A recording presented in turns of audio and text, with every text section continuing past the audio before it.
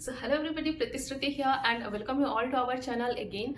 I hope you all are doing well by the way and पढ़ाई भी अच्छी चल रही होगी. Still अगर किसी भी चैप्टर पे डाउट रहती है या कंफ्यूजन रहती है then you can freely ask me in the comment box below. Actually होता क्या है ना कि मैंने जो अपना प्रीवियस वीडियो बनाया था बिफोर द लॉ, अगर किसी ने नहीं देखा है तो वो भी आप चेक कर लीजिएगा, ठीक है. तो वहीं पर काफ़ी स्टूडेंट्स ने बोला था कि नेक्स्ट मिस ब्रिल पे बात करें. तो एक्चुअली मैं खुद एक वीडियो लाऊँ वो तो अच्छा लगता है, बट आपका कमेंट्स आए फिर मैं उसे पढूँ फिर रिप्लाई करूँ और फिर नेक्स्ट अगर हम उसी के ऊपर बात करें तो वो मतलब बहुत ही ज़्यादा अच्छा लगता है और ज़्यादा अच्छा लगता है. एंड अगर मेरी टीचिंग आपको समझ में भी आती है तो वो तो मेरे लिए भी बहुत ही बड़ी बात है ना. तो ठीक है, फिर ये तो बात की बातें हैं, हम बाद में भी बात कर सकते हैं. फिलहाल हम स्टोरी पे फोकस करते हैं, Miss Brill. Okay, which was written by your Katherine Mansfield और ये स्टोरी आया था 1920 में. ओके, कैथरीन मैन्सफील्ड की एक स्टोरी कलेक्शन है द गार्डन पार्टी, ठीक है, जो आया था 1922 में. And the garden party is a collection of 88 stories. Okay, and उसी का एक स्टोरी है मिस ब्रिल. ओके, तो अब हम स्टोरी देखते हैं, ठीक है. स्टोरी भी बहुत सुंदर सा स्टोरी है, ठीक है. एक बूढ़ी औरत जो है मिस ब्रिल, एक मिडिल एजेड वुमन, उसी के बारे में है. She was the man protagonist here. Okay, तो स्टोरी कुछ इस तरह से ओपन होती है कि यहाँ की जो मेन कैरेक्टर है मिस ब्रिल, अगर हम उसके बारे में थोड़ा सा बोलें तो मिस ब्रिल तो पहले एक मिडिल एजेड वुमन है. Secondly she was unmarried. And thirdly profession में वो एक इंग्लिश टीचर है. एंड फोर्थली मतलब लोनलीनेस, ओवर थिंकिंग एंड बहुत ही मतलब आइसोलेटेड लाइफ वो स्पेंड कर रही होती है, ठीक है. तो स्टोरी का जो बिगिनिंग है वो इस तरह से होती है कि ऑटम का महीना चल रहा है. ओके, एंड संडे का दिन है. ओके, फ्रांस है ये, द सेटिंग जो है ये स्टोरी का, ये फ्रांस में है, ठीक है.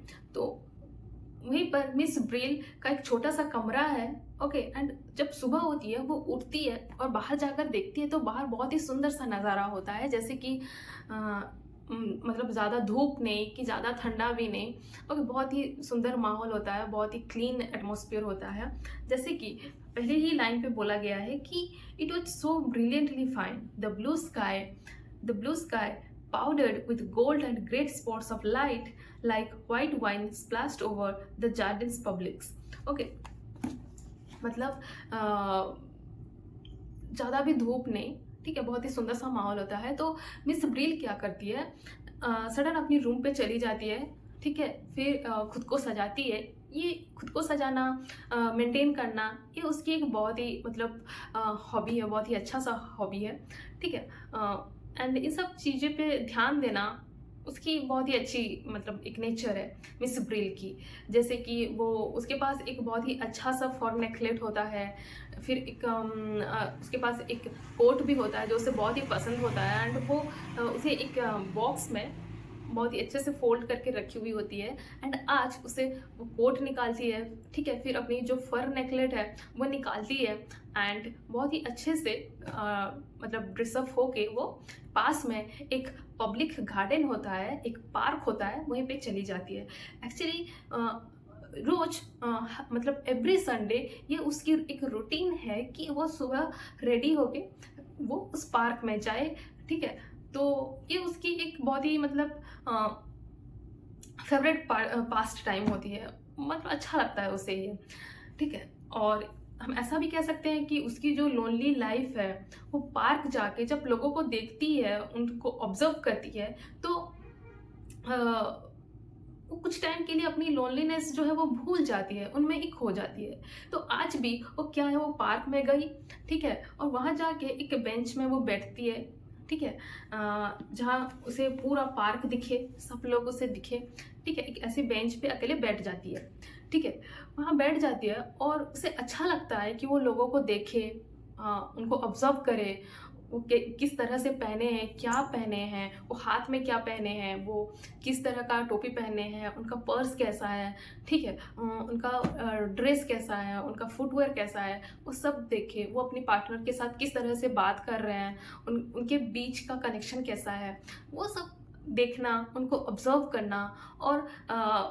और उनको ऑब्जर्व करते करते खुद भी उनमें खो जाना. एंड एक मतलब मिस ब्रिल जो है उसकी एक नेचर है कि वो हमेशा बहुत ही क्यूरियस होती है, एंड उसकी जो इमेजिनेटिव पावर होती है ना वो बहुत होती है। वो नेचर में बहुत ही रोमांटिक और बहुत ही इमेजिनेटिव भी होती है। जैसे कि उस पार्क में वो बैठी हुई होती है एंड जिसको भी देख रही होती है, चाहे वो बूढ़ा हो या कपल हो या बच्चे हो या फिर कोई और बूढ़ी हो, कोई भी हो, जिनको वो देखती है तो वहाँ वो उनके बारे में सोचने लग जाती है कि वो किस तरह से अपना लाइफ स्पेंड कर रहे होंगे, उनके जीवन में क्या चल रहा होगा। अगर कोई कपल बैठे हैं तो वो दोनों क्या बात कर रहे हैं, ठीक है, उनके बीच का कनेक्शन कैसा है, वो किस तरह की ड्रेस पहनी है, एक्सेट्रा एक्सेट्रा, बहुत मतलब सोचने लग जाती है। एंड ऐसे ही अपना जो है टाइम वो स्पेंड करती है उस पार्क में, ठीक है। तो आज भी जो बैठी है वहाँ बैठती है तो वहाँ सबको ऑब्जर्व कर रही होती है। वहाँ बच्चे भी होते हैं, बूढ़े भी होते हैं, कपल्स भी होते हैं। तो पहले जो उसकी ध्यान जाती है एक कपल पे जाती है, एंड वो भी एक बूढ़ा और एक बूढ़ी होते हैं। तो उनको देखती है तो वो जो एक मतलब old man and old women होते हैं वो दोनों ज़्यादा बात नहीं कर रहे होते हैं, बस बैठे होते हैं एंड देख रहे होते हैं। तो उनको देख के मिस ब्रिल सोचने लगती है कि इंसान जब मतलब अपनी ओल्ड एज में चला आता है तब उसे बोलने के लिए और कुछ होता नहीं है, ठीक है। वो ऑटोमेटिकली साइलेंट हो जाता है, लोगों को देखता है एंड अपनी मतलब फैमिली लाइफ में भी लोग साइलेंट हो जाते हैं एंड वो क्या ही बात करेंगे, ठीक है। उनकी भी लाइफ ऐसे ही चल रही होगी और उस सीन मिस ब्रिल को ज़्यादा इंटरेस्टिंग नहीं लगती है, ठीक है। फिर वहाँ एक बूढ़ा आदमी को देखता है, ठीक है, वो भी बैठा होता है अकेला, वो अकेला बैठा होता है एंड उसके आसपास कुछ बच्चे होते हैं, उनको देखती है।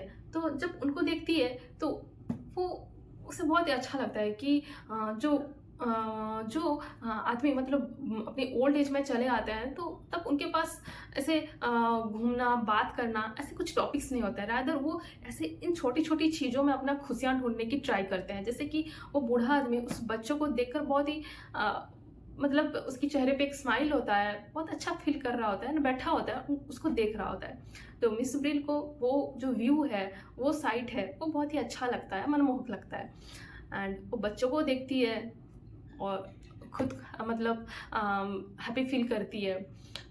मिस ब्रिल एक्चुअली बहुत ही इमेजिनेटिव काइंड ऑफ लेडी है, ठीक है, एंड बहुत ही रोमांटिक भी है क्योंकि वहाँ एक कपल आते हैं, ठीक है, कपल आते हैं वहाँ एक जो नई नई शादी हुई होती है उनकी, वहाँ आते हैं। फिर उनको देखती है तो मिस ब्रिल जो है उनको देखकर मतलब हम ऐसा भी कह सकते हैं कि मिस ब्रिल को थोड़ी जेलस भी होती है क्योंकि वो हम हमेशा ऐसा होता है ना कि हम जो हमारे पास नहीं होता है वो दूसरों को देखकर हम ढूंढने की कोशिश करते हैं। आज मिस ब्रिल वॉज अनमैरिड तो उसके पास वो उस चीज़ की कमी थी। उसके पास अपनी हस्बैंड नहीं था या फिर उसके कोई बच्चे नहीं थे, तो उसके पास वो सब चीज़ें कमी थी। तो वो जब वो कपल को देखती है वो बहुत ही सुंदर से बैठकर बात कर रहे होते हैं, ठीक है, बहुत ही रोमांटिक वे में बात कर रहे होते हैं। तो मिस ब्रिल फिर उनको देखकर बहुत ही रोमांटिक इमेजिनेशन में खो जाती है, मतलब अपनी खुद की लाइफ के बारे में सोचने लगती है। खुद को वही मतलब वो क्या करती है, वो दूसरों को देखती है एंड खुद को उनकी जगह पर रख कर इमेजिन कर रही होती है। तो वो भी ऐसे खुद को लेके ऐसे रोमांटिक इमेजिनेशन करने लगती है, ठीक है। वो लेडी जो होती है वो बहुत ही मतलब उसकी जो ड्रेस सेंस थी या फिर उसने जो एक हैट पहना था, वो कहते हैं that she was wearing the ermine torc she had bird when her hair was yellow. Okay, उसने एक अर्माइन टॉर्क पहना था जो मिस ब्रिल को बहुत अच्छी लगती है। ये सब चीज़ें वो मार्क कर रही होती है एक्चुअली लोगों में कि वो किस तरह की टोपी पहने हैं, किस तरह की कुर्ता पहने हैं, किस तरह की पर्स पकड़े हैं, ये सब चीज़ें वो मार्क कर रही होती है एंड उनकी चाल ढाल, उनकी बातें सब ऑब्जर्व कर रही होती है मिस ब्रिल। तो उनको देख के बहुत अच्छा फील की, ठीक है।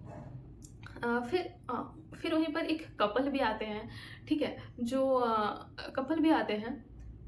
हाँ, और एक चीज़ मैंने स्किप कर दिया कि ये जो कपल होते हैं ये मिस ब्रिल उनको देखकर तो बहुत अच्छी फील कर रही होती है, बहुत अच्छी अच्छी चीज़ें सोच रही होती है कि कैसे इनकी नई शादी हुई है, कैसे इनकी मैरिड लाइफ चल रही होगी, बहुत अच्छे से चल रही होगी, बहुत प्यार होगी दोनों में, ठीक है।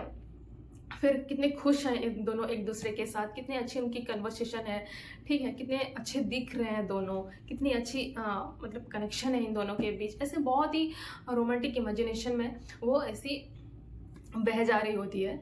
ठीक उस वक्त वो जो लेडी होती है वो मिस ब्रिल के ड्रेस को देख के मॉक करती है कि क्या पहनी है ये, इसकी मतलब जो कितनी जो कोट पहनी थी जो मिस ब्रिल को बहुत अच्छी लग रही होती, बहुत अच्छी लगती थी, उसको लेके वो कपल बोलते हैं कि एक टर्म है फ्राइड वेटिंग बोल के, मतलब सूखी हुई मछली की तरह लग रही है, इसकी कोट जो है सूखी हुई मछली की तरह लग रही है, क्या कैसे पुराना हो गया है, फटी हुई है, ठीक है, ऐसे कमेंट करते हैं इसको। तो मिस ब्रिल को जो उसकी कोट जो फेवरेट थी बहुत ही अच्छी लग रही थी, उनकी कमेंट सुन के वो एकदम टूट सी जाती है, ठीक है। एंड जो उसे बहुत पसंद थी उसकी कोट, उनकी कमेंट सुनने के बाद, उनकी कमेंट सुनने के बाद उस कोट को लेके जो उसकी इतनी अटैचमेंट थी वो सब एक ही झटके में ख़त्म हो जाती है, वो कोट और उसे अच्छी ही नहीं लगती, ठीक है। फिर भी कुछ देर तक पेशेंस रखती है और वहीं पे बैठती है, ठीक है। फिर और एक यंग कपल आते हैं वहाँ, अनमैरिड, ठीक है। फिर वो दोनों को देखती है मिस ब्रिल, फिर उनको देखती है तो वो दोनों भी एक दूसरे के साथ ऐसे बात कर रहे होते हैं, ठीक है, बहुत ही अच्छे से रह रहे होते हैं, उनको भी ऑब्जर्व करती है काफ़ी टाइम। फिर वो लड़का क्या होता है कि वो लड़का उस लड़की के कान में कुछ फुसफुसा रहा होता है कि कुछ फुसफुसा रहा होता है, तो लड़की नहीं नहीं बोल रही होती है, ठीक है। मतलब वहीं पर मिस ब्रेल को थोड़ा ऑकवर्ड फील होता है, ओके। जब उस लड़का उस लड़की के कान में कुछ मतलब फुसफुसा रहा होता है तो लड़की मना कर रही होती है, एंड एट द टाइम वो मिस ब्रेल की तरफ देखकर इशारा करके बोल रही होती है कि ये पार्क में ये बूढ़े लोगों का क्या काम है, ये क्यों आते हैं और हमें डिस्टर्ब करते हैं। एक्चुअली वो बूढ़ी वहाँ बैठी हुई होती है, मिस ब्रेल वहाँ बैठी हुई होती है, तो वो जो लड़की है वो थोड़ा कंफर्ट फील नहीं कर रही होती है उसके बॉयफ्रेंड के साथ, वो वहाँ कंफर्ट फील नहीं कर रही होती है, एंड उस लड़का शायद कुछ कह रहा था तो उसे मना कर रही होती है। तब वो मिस ब्रेल की तरफ देखकर इशारा करके वो बोलती है कि ये मतलब बूढ़े लोग यहाँ क्यों आते हैं और हमें डिस्टर्ब करते हैं, इनका यहाँ पार्क में क्या काम है, ठीक है, ऐसा बोलती है। तो ये जो बातें हैं ये मिस ब्रेल सुन लेती है। फिर जब वो कपिल की बात सुनती है, उसकी कोट को वो बहुत ही मोक करते हैं, मजाक उड़ाते हैं। फिर ये जो हाँ लड़की है, ये कपल है, तो ये भी बोलते हैं कि इनका यहाँ क्या काम है। इन सब चीज़ें जब सुनती है तो फिर मतलब डिमोटिवेट हो जाती है, बहुत ही नेगेटिव थॉट्स आने लगते हैं उसके दिमाग में, एंड वो तंग हो जाती है, एंड उस पार्क को छोड़ के वो चली जाती है। एंड यहाँ पर अब एक टर्म जो है एस्केपिज्म का बहुत ही सुंदर सा यूज़ हुआ है कि वो अपनी मतलब जो लाइफ है, जो आइसोलेटेड लाइफ है, वहाँ बाहर जाने के लिए, वहाँ एक ह्यूमन कनेक्शन पाने के लिए मिस ब्रिल पार्क में जाती है। बट वहाँ भी जब उसे ठोकर मिलती है लोगों से, उनकी बातें जब उसे मतलब दुख पहुँचाती है, लोग जब उसे पसंद नहीं करते हैं, तो फिर वो उसका जो एक्चुअल जो रियलिटी है, ठीक है, वो उसके सामने चली आती है, ठीक है। आप यहाँ और एक भी बात कह सकते हो कि किस तरह से, ओके, किस तरह से ये जो यूथ हैं, आजकल के जो यूथ हैं, वो ओल्ड मैन या ओल्ड वुमेन को किस तरह से देख रहे हैं, उनको किस तरह से समझ रहे हैं, उनको किस तरह से ट्रीट कर रहे हैं, ये भी एक पॉइंट हो सकता है। या फिर ये भी एक हो सकता है कि जो लोनली है उनका साइकोलॉजिकल रियलिटी कैसा होता है, उनका साइकोलॉजिकल स्टेट क्या होता है, जो मिस ब्रिल गुजर रही होती है। मिस ब्रिल की जो लाइफ है, actually see was against of the social system. अगर उसके पास भी एक हस्बैंड होता, अगर उसके पास भी बच्चे होते, तो वो कभी लोनली फील नहीं कर रही होती है, आई गेस, क्योंकि वो उसी चीज़ को लेके कमी फील कर रही है खुद में। ये शादी ना करना ये उसकी खुद की डिसीजंस थी, बट ये तब सही होती अगर वो अपनी लाइफ में खुश होती। But presently she was not happy with her current situation. Actually वो दूसरों को लेके खुद लोनली फील कर रही है, खुद डीमोटिवेट हो रही है, खुद आइसोलेट फील कर रही है, खुद लोनली फील कर रही है। तो हम कैसे कह सकते हैं कि she was right in her decision. अगर वो अपनी डिसीजन लेके अगर कॉन्फिडेंट होती, वो खुश होती, अकेले रहकर भी अपनी इनवर्ड हैप्पीनेस को वो बाहर लाती, अगर किसी का कमेंट्स उसे कुछ अफेक्ट ना करता, ठीक है, अगर वो इंटरनली वो खुद खुश रह पाती, तो हम कह सकते हैं कि वो अपनी डिसीजंस पे मतलब सही है। बट मिस ब्रिल जो सिचुएशन से गुजर रही है, शादी नहीं की है, ये उसकी डिसीजन थी, बट अब शादी ना करना उसे कमी फील करवा रही है। वो दूसरों को देख के खुद डिमोटिवेट हो रही है, खुद की मतलब लाइफ को वो रुइन कर रही है। जैसे कि यहाँ वो बहुत सुंदर से निकली थी घर से, बट किसी एक ही कमेंट ने उसकी पूरा पूरा डे उसका खराब कर दिया, है ना। वो जब घर से निकली थी तो कितना खुश थी, बट पार्क में पहुंचते ही एक कमेंट या दो कमेंट सुन के उसका पूरा डे ही खराब हो गया, पूरा डे ही बर्बाद हो गया। तो हम कह सकते हैं कि मिस ब्रिल ने जो डिसीजन लिया था वो she was not confident in that, she was under confident actually. वो उसके डिसीजंस पे वो स्ट्रांग नहीं है, या फिर डिसीजन पे वो स्टैंड नहीं कर पा रही है। ओके क्योंकि अगर वो सोशल सिस्टम के अगेंस्ट नहीं जाती, अगर वो शादी कर ली होती, अगर उसके पास भी बच्चे होते, तो वो भी ये सारी चीज़ें, ये सारी कमेंट्स उसको अफेक्ट नहीं कर रहे होते, वो खुश होती। अगर वो कमेंट्स आते भी तो भी वो इग्नोर करती। आज उसके पास नहीं है वो सब, इसीलिए वो सारी चीज़ें उसे ज़्यादा अफेक्ट कर रहे हैं। खुद की डिसीजंस, खुद की लाइकनेस से ज़्यादा वो पब्लिक कमेंट्स को ज़्यादा इंपॉर्टेंस दे रही है। See much more sensitive towards the public comments actually. तो ये सब नहीं होना चाहिए। यहाँ एक्चुअली ये टोटल स्टोरी में कैथरीन मैन्सफील्ड ने एक साइकोलॉजिकल रियलिटी को बताया है कि जो लोग भी अकेले अपना लाइफ स्पेंड करते हैं, अपना यूथ तो ऐसे स्पेंड कर लेते हैं, बट जब वो बुढ़ापे में आते हैं तो उनकी साइकोलॉजिकल स्टेट किस तरह से डिमिनिश हो जाती है, वो किस तरह से लो फील करने लगते हैं, किस तरह से अकेले पड़ जाते हैं, सोसाइटी में उनका और कोई एग्जिस्टेंस नहीं होता है, ऐसा उनको फील होता है। ये कैथरीन मैन्सफील्ड ने इस स्टोरी में दिखाने की कोशिश की है एक्चुअली। यहाँ जो यस यहाँ जो मिस ब्रिल है, ये जो against each she watch against the social system, जो कि मैरिज नहीं की है, सोशल सिस्टम के अगेंस्ट गई है, कि उसकी खुद की डिसीजंस थी। बट यहाँ वो अपनी बुढ़ापे में आके वो खुश नहीं है अपनी लाइफ में।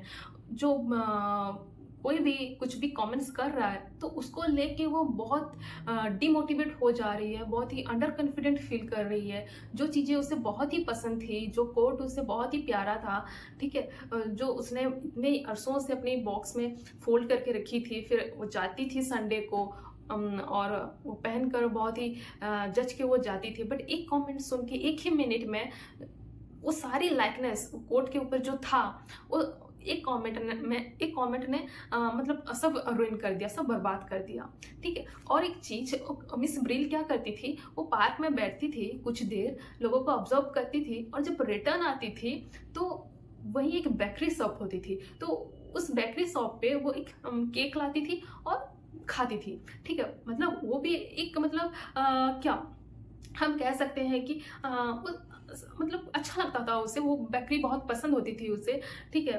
तो उस दिन वो क्या करती है, जब लोगों की बातें सुनकर वो एकदम टूट जाती है, वो बहुत ही दुख पहुंचती है उसे। तो उस दिन जो रिटर्न आती है वो, और उस बेकरी शॉप से केक नहीं लेती है, ठीक है। तो मतलब उसका जो पूरा दिन है वो खराब हो जाता है, वो एक कमेंट की वजह से। तो ऐसा नहीं होना चाहिए। ये क्या होता है, जो हम अपनी ओल्ड एज में चले आते हैं और जब अकेले पड़ जाते हैं, ये हमारी साइकोलॉजिकल रियलिटी होती है। और पॉइंट नंबर ये भी है कि, और एक पॉइंट है कि उस टाइम जो प्रेजेंट के जो यूथ है उनका व्यू हमारे ऊपर कैसा है, ठीक है, सपोर्टिव है, या फिर जो कपल ने उन्हें जो मोकरी वे से देखा, जो उन्हें मॉक किया, वो ज़्यादा मतलब अफेक्टिंग है, ठीक है। हमें यूथ किस नज़र से देखते हैं, वो जो कपल ने मिस ब्रिल को कमेंट किया कि देखो कैसे देख रहे हैं, बूढ़े लोगों का क्या काम इस पार्क में, मतलब वो एक्चुअली मिस ब्रिल को कमेंट नहीं कर रहे थे, मिस ब्रिल की सोशल स्टेटस को वो कमेंट कर रहे थे। मिस ब्रिल जो एक ओल्ड फैशन लेडी थी, जो आउटडेटेड फैशनेबल लेडी थी, तो वो यूथ को पसंद नहीं आ रही थी एक्चुअली। अगर वहाँ एक मॉडर्न लेडी होती जो उनके साथ कोप कर रही मतलब उनके वो जो कपल बैठे थे उनके साथ अगर कोप करके चल रहे होते, मतलब एक ऐसी लेडी बैठी हुई होती, तो उन्हें इतना भी फर्क नहीं पड़ता। As Miss Brill was old fashion lady, वो बहुत ही ओल्ड फैशन थी, आउटडेटेड थी, तो वो कपल ने उसकी सोशल स्टेटस पे कमेंट किया कि देखो ऐसे जो ओल्ड फैशन है, ओल्ड एजेड वोमेन है, वो जो पार्क में बैठे हैं उनका क्या काम। ठीक है, तो यूथ, आजकल के मॉडर्न यूथ ऐसे मतलब लोनली ओल्ड एजेड वोमेन ऐसे को किस नज़र से देख रहे हैं, ये भी एक पॉइंट है। ठीक है, तो यही था ओवरऑल स्टोरीज। ओके, हमारा जो भी लोनलीनेस है, हम दूसरों से हम खुशी नहीं पा सकते, है ना। मतलब यहाँ पर जो मिस ब्रील है वो हमेशा she is seeking pleasure in somebody else. Actually वो अपना जो खुशी, अपनी जो हैप्पीनेस है, वो हमेशा दूसरों को देख के ढूंढने की कोशिश कर रही है। बट ऐसा नहीं होना चाहिए। We can't seek our happiness from somebody else. हम दूसरों से अपनी खुशी की आशा नहीं रख सकते हैं। हम खुद अपनी खुशी के लिए जिम्मेदार हैं, है ना। तो यहाँ जो मिस ब्रील है, उसने जो डिसीजन लिया था मैरिज ना करने का, अकेले रहने का, वो उसकी डिसीजंस थी। अब अगर वो दूसरों को देख के अपनी खुशी ढूंढ रही है, तो उनकी हर एक चीज़ें, हर माइन्यूट चीज़ें उसे कैसे इफेक्ट पका रहे हैं, ये उसकी साइकोलॉजिकल स्टेट बता रही है इस स्टोरी में। ठीक है, तो हम ये भी कह सकते हैं कि अगर वो अभी अपनी लोनली लाइफ में, आइसोलेटेड लाइफ में अगर वो खुश नहीं है, तो शायद उसने जो मैरिज नहीं किया था, जो अनमैरिड था, शायद उसकी डिसीजंस इतना भी सही नहीं था। ठीक है, तो यही है। ओके, फिर भी मैं देख लेती हूँ अगर मैंने कुछ स्किप कर दिया तो। यस, तो इतना ही है। बट आप एक बार स्टोरी को अच्छे से पढ़ लेना। ठीक है, बहुत ही मतलब 2 पेज की एक स्टोरी है, आप एक बार पढ़ लेना। ठीक है, यहाँ इस स्टोरी में जो मेन फोकस है लोनलीनेस के ऊपर ही बेस्ड है। लोनलीनेस के बारे में ही बोला गया है। एंड यस यस, बस इतनी सी ही बात है। लोनलीनेस की बात की गई है एंड एस्केपिज्म की भी बात की गई है।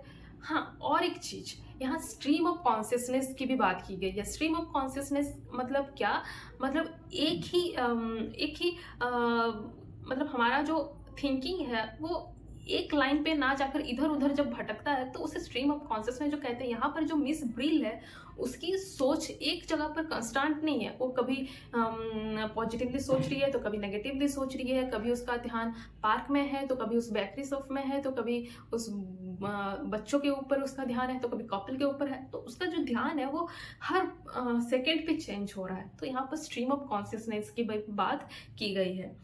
ठीक है, तो ओवरऑल ये जो स्टोरी है, साइकोलॉजिकल रियलिटी ऑफ लोनलीनेस की बात की गई है। हमारा साइकोलॉजिकल स्टेट कैसा होता है, ओके, उसी के बारे में बोला गया है। ओके, तो मैंने तो समझाने की कोशिश की है। ठीक है, फिर भी मैं ऐसे एक ही बार में बोल दी। आप इसके पॉइंट्स बना सकते हैं, पॉइंट वाइज आप लिख सकते हो। ठीक है, और ठीक है, फिर अगर समझ में नहीं आई या फिर डाउट रह गई, then you can ask me in the comment box below. ठीक है, फिर अगर इन्फॉर्मेटिव लगा तो आप एक लाइक कर देना। ठीक है, अपने दोस्तों के साथ भी शेयर कर लेना ताकि वो भी देख लें। एंड यस, अगर आप नए हो चैनल में तो एक सब्सक्राइब भी कर लेना, क्योंकि इसकी बहुत ज़रूरत होती है एंड ये थोड़ा मोटिवेट भी करता है एक्चुअली। तो आज के लिए इतना, फिर नेक्स्ट वीडियो में मिलते हैं। Till then stay tuned and thank you so much.